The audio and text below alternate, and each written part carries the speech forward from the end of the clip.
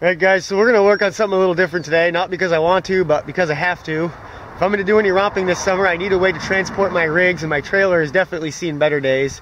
You can see here my trailer, which you all have seen before. It's actually an old pop-up camper trailer, which a friend of mine converted into a flatbed. As you can see, the decking is peeling, the taillights are smashed and actually don't even match. My safety chains are held down by one single 1/2-inch bolt, which is really scary when you think about a fully loaded trailer being supported entirely by a little 1/2-inch bolt. The tires look a little dry rotted, still hold air, but might need replacement. And the wiring to the lights is completely shot. So pretty much everything on this trailer needs to be replaced. Here's what we'll be redecking with. I got 3 pieces of 2x4x10 rough cut hemlock and 18 pieces of 2x6x10 rough cut hemlock. So I'm going to go ahead and get started tearing this thing apart. It's actually been fastened down with these strange little wood to metal screws, and they have little drill tip bits. But I've got to go through and basically unscrew everything or break it off if it doesn't unscrew, because I'm sure some of these are going to strip out. We're going to dispose of this wood and basically assess the frame once I get it entirely stripped off.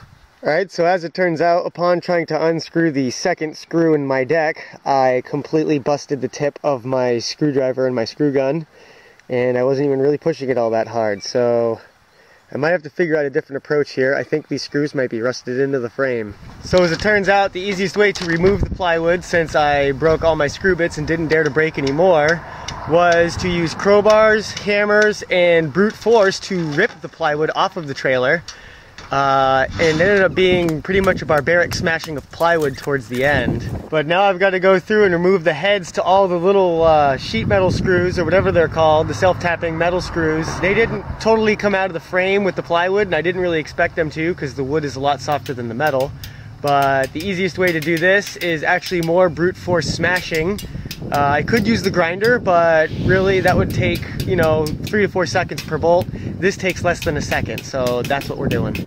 Alright, she's pretty much stripped clean. Everything is peeled off that isn't frame or axle and suspension. And actually now is really the perfect time to inspect your suspension components, specifically the leaf springs.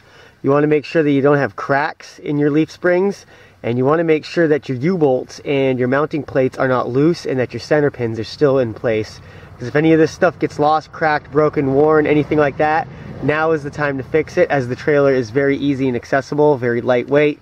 You could essentially flip this whole thing upside down, replace all your suspension, and flip it right back up. It's really easy to do right now.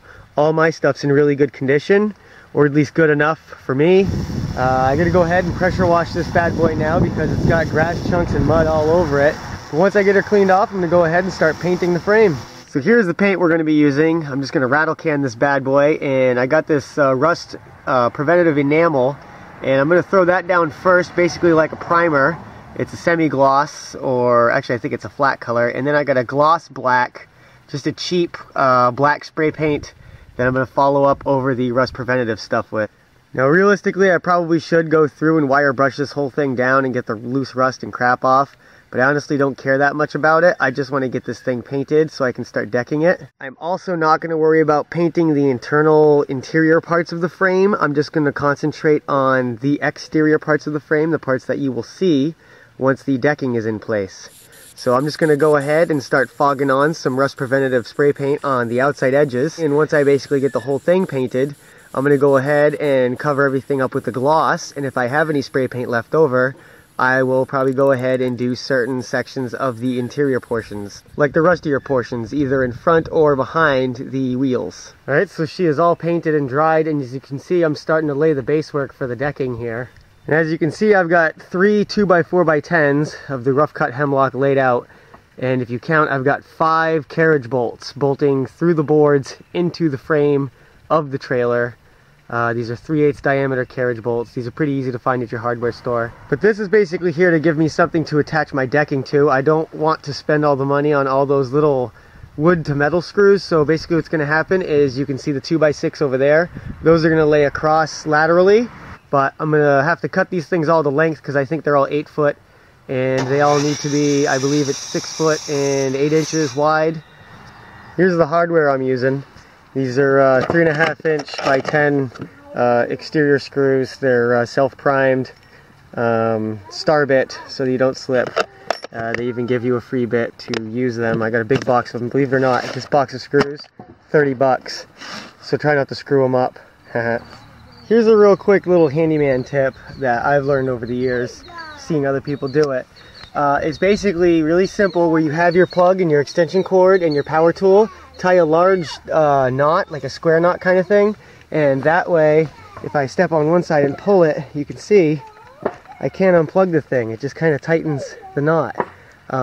It's not good to have the knot super tight on the cord, but it keeps your plugs from coming unplugged and getting really frustrating when you're working around a big area like something like this.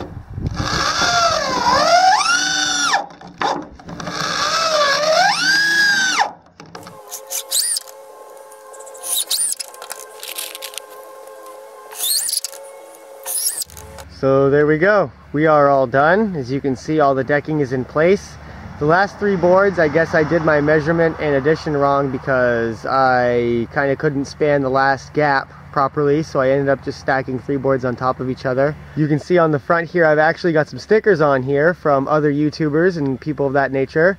If you don't see your sticker on here, it's because I don't have it. So if you want to see your sticker on my trailer, you can send it to the address in the description below, and I will be sure to reciprocate by sending you a set of my own stickers in return. I kind of ripped this idea off of T-Man, and I've got 2 of his stickers on here, so he can't complain too much. Yeah, that's pretty much it for the decking. Now all I have to do is go through and basically rewire everything and put new lights on it. The total cost here was about $113. That included the boards, that included all the hardware, the eye bolts, or the carriage bolts, everything like that.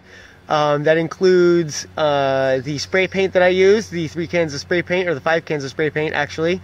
So about $113, $114 to do all this on my trailer. It seems like it's worth it. A new trailer of this size would probably cost me around $1,200, and it would have sides which would make it more difficult to load. I really prefer this size trailer because nice big flatbed, I can fit almost 4 tractors on this thing now, so I'm very confident that this thing's going to hold up for another few years and serve me well. Hopefully you guys are too. Let me know what you guys think of the video. I spent a lot of time and effort here doing this, so give me a thumbs up if you think I did a good job, as always. I appreciate it. But now we can go romping and not have to worry about the trailer falling apart on the way there, so that'll be awesome. But thanks for watching, and we'll see you in the next video.